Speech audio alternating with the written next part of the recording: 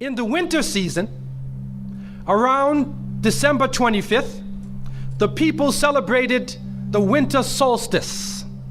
And so the winter solstice would come about somewhere from December 21st all the way to around January 6th or so.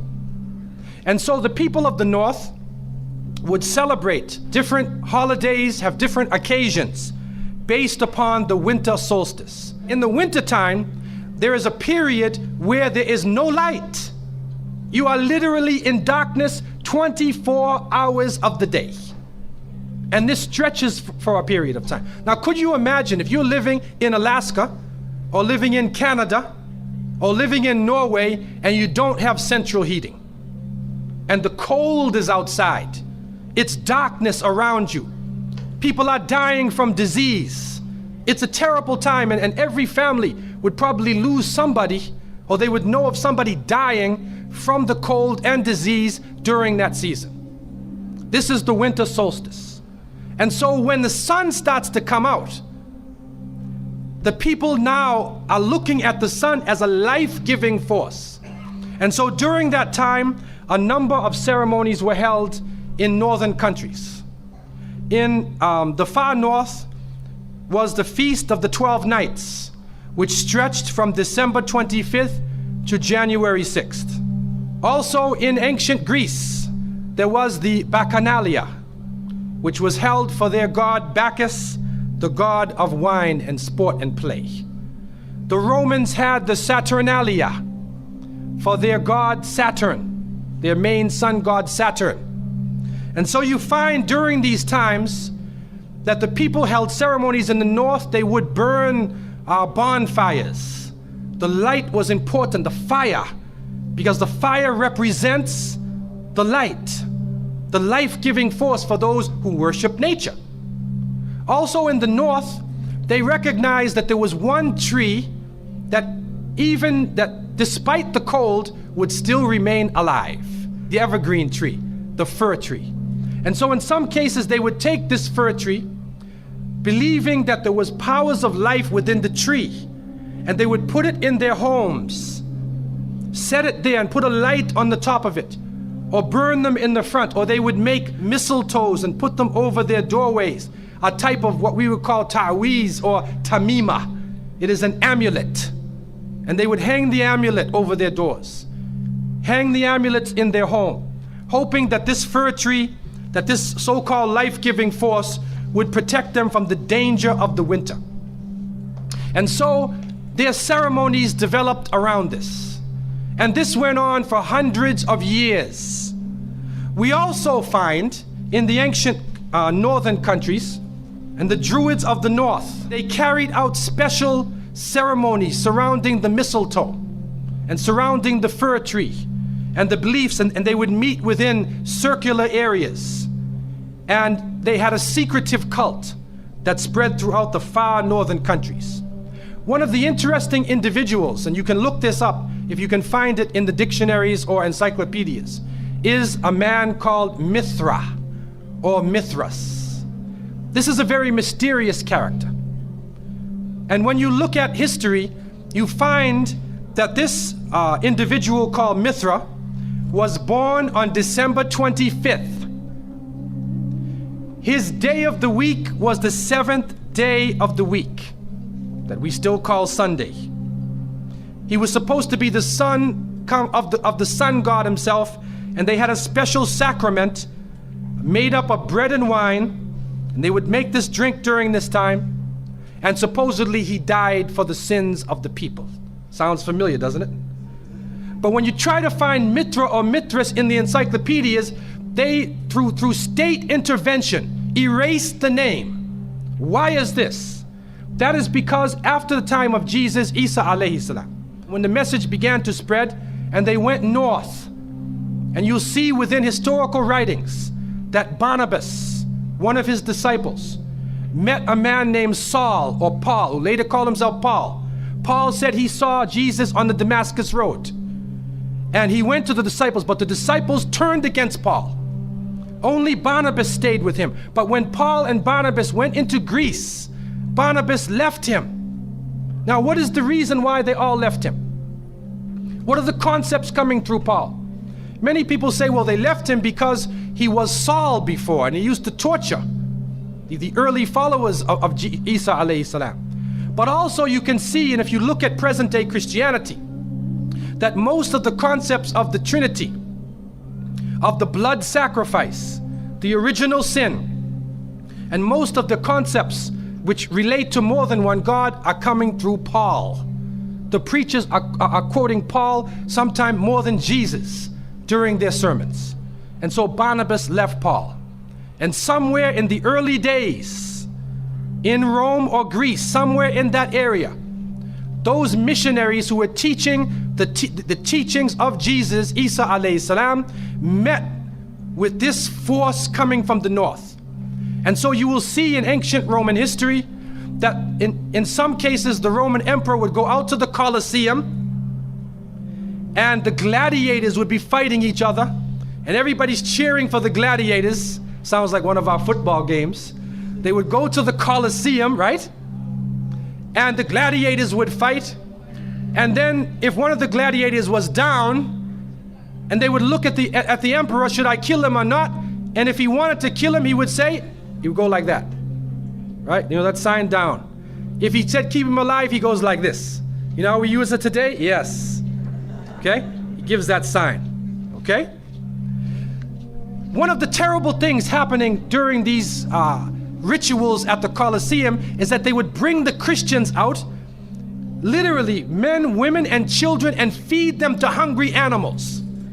They would take a hyena or a wolf or a lion and get it hungry and crazy and beat it and throw raw meat at it and then send it out on the people, and they would literally cheer and watch as the animal ripped the bodies apart.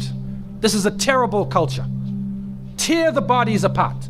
And so somewhere along the line, somebody who couldn't take the torture, who felt that maybe we can win these people over, made a compromise.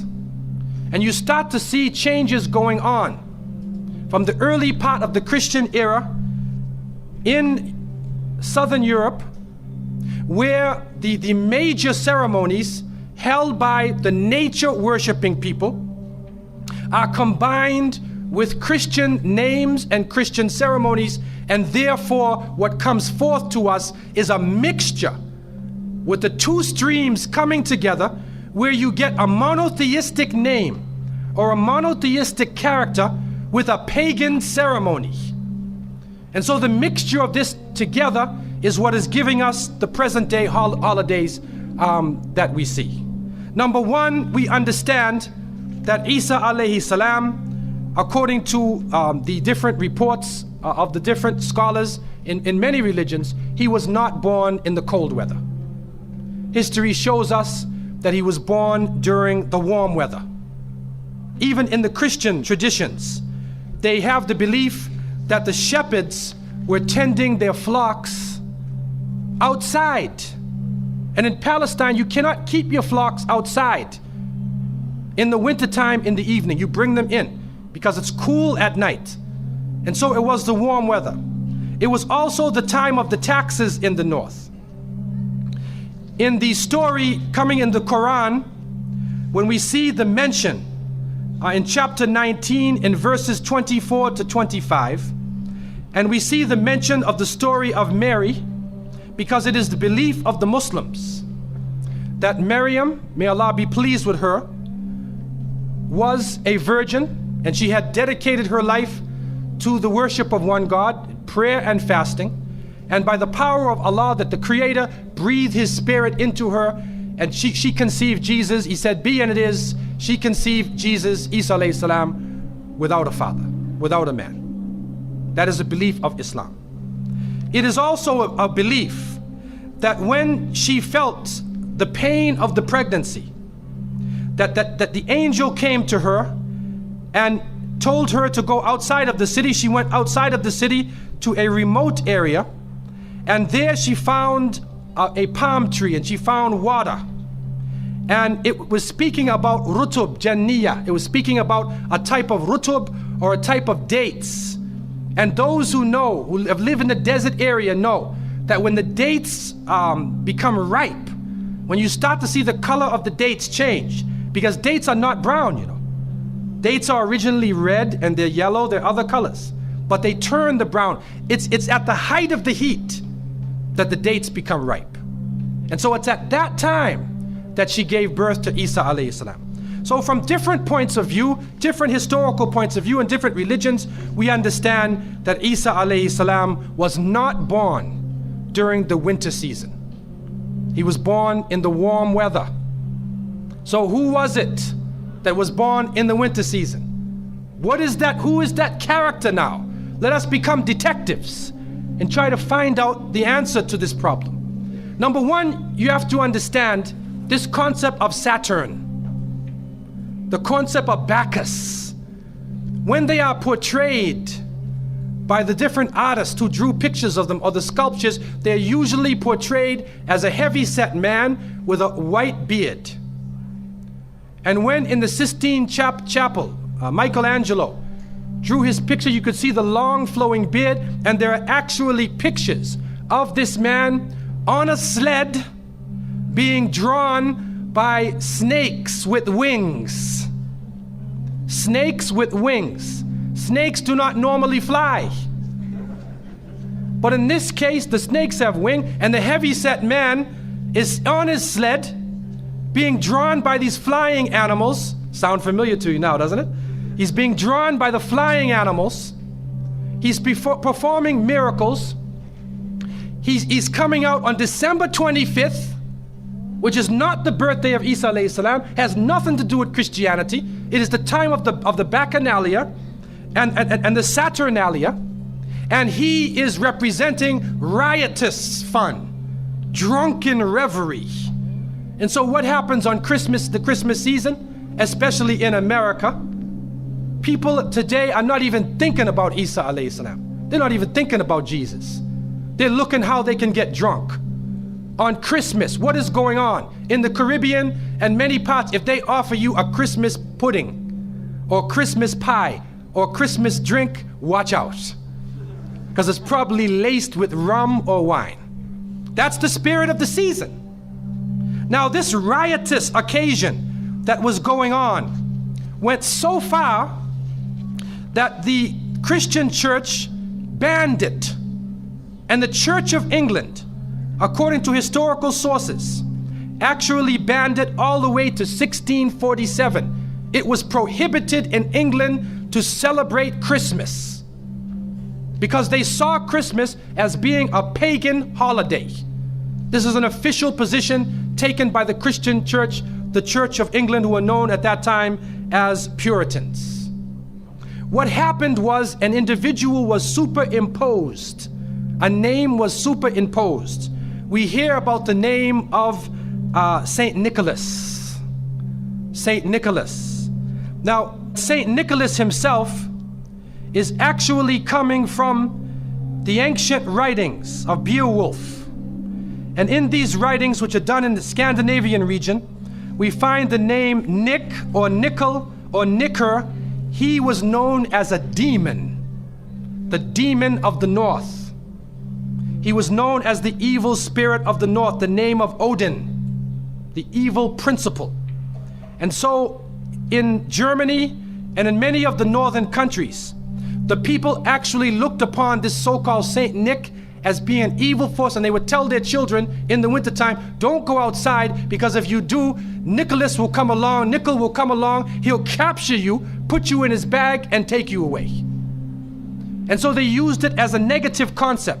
In Isaiah, in what is left of the Bible, in chapter 4, in 14:13, the devil is known as the prince of darkness. And it is an understanding that his throne, the seat of his power, is in the north. Somewhere in the north is the seat of power of this evil. And so the Germans also, when they depicted this Nicholas, or this Pelsnickel, as they would say, Pelsnickel in German, it means a furry devil. When they depicted him, they depicted him as a man with red fur. He had red fur coat, and his base was in the north, and he was the essence of evil. And the Church of England till 1647 took the position that this celebration could not go on. So what we are actually seeing is that the Christmas occasion was actually the time of evil. It was the time of the belief in the Saturnalia and the Bacchanalia. And because of this, they shifted the occasion to New Year's Eve. They shifted all of their feelings and their merriment and their evil to New Year's Eve. Now, before we go to that, looking back at Christmas, what is happening now in Christmas season? I don't know what goes on in Miami, but in the northern cities, on Christmas occasion, they put lights around and Santa Claus parades. Do you have a Santa Claus parade here? They have Santa Claus parades, and St. Nicholas is outside and he's in the streets and everybody's talking about St. Nicholas, and the poor children are taught that St. Nicholas is going to come down your chimney. Most people don't have chimneys in Miami anyway, but a 350-pound man is going to come down your chimney and bring you presents and keep his clothes white and red, and go to all of the homes in the area and put presents in your stockings and put presents under your tree, and then fly back out into space. And the father, the poor father who sweat and toiled all year to get you the presents, gets no credit for the present given to the child. St. Nicholas comes down the chimney, gives you this present, flies off into the night. And many of us were raised thinking, believing in this. Some of us would sneak into the night and look and see our father putting the present under the tree. We knew what he was doing anyway. But you went along with it, and the people say, well, you know, it's Christmas. Don't you like to have fun? You want to stop the children from having fun? What kind of people are you? But what are you teaching the children? You are using the name of Jesus, using the name of Isa alayhi salam, and you are using a figure who historically is the devil. The devil himself, wal-iyadhu billah. They are using his figure, and he has now taken over the Christmas season. Christmas now to most people means materialism. You have to buy presents for your cousins and your friends, and you got to buy about 34 presents. And you find that most American people are in debt for 6 months after Christmas. Now, where is Jesus? You get drunk, you fight, you lose all your money, the stores raise their prices. Isa alayhi salam is described as a very humble person. Most of the time he didn't wear shoes, only 1 or 2 changes of clothing. A very simple person, eating very simple food, fasting most of the time. You see what is going on? There are 2 streams now, a stream of polytheism, a stream of monotheism, and now the polytheism, the materialism, is overtaking the monotheism and standing in the way and taking over our society. And some foolish Muslims coming along from outside of in their country say, well, I just want to be an American. I want a tree too. So I said, one of the brothers said he had a Christmas tree in his house. He came for. I said, brother, do you know what the tree stands for? He said, no. Okay, I'll get a palm tree with dates. I'll make it halal, a halal Christmas tree. But brother, you have to understand what it means. You have to understand what it means. Number one, the Prophet ﷺ, when he spoke about, he talked about ar-ruqya, wa tama'im, wa tiwala. He said all of these things are shirk. That if you hang amulets thinking that this ta'weez or this amulet is going to protect you from something, then you are actually giving power to the creation of Allah and taking it away from the Creator. If you think that by making some spells, going to a magician and asking them to put a spell on someone, you want to get married, so you go to the Sahir and say, put a spell on Ali, I want to marry him. Put a spell on Zainab. What kind of marriage are you going to have if you go to the magician? And so the Prophet, peace be upon him, named all of these things, the superstitions, the amulets, all of these type of things are the other stream which goes away from monotheism, from the belief in one God, and takes you into another religion.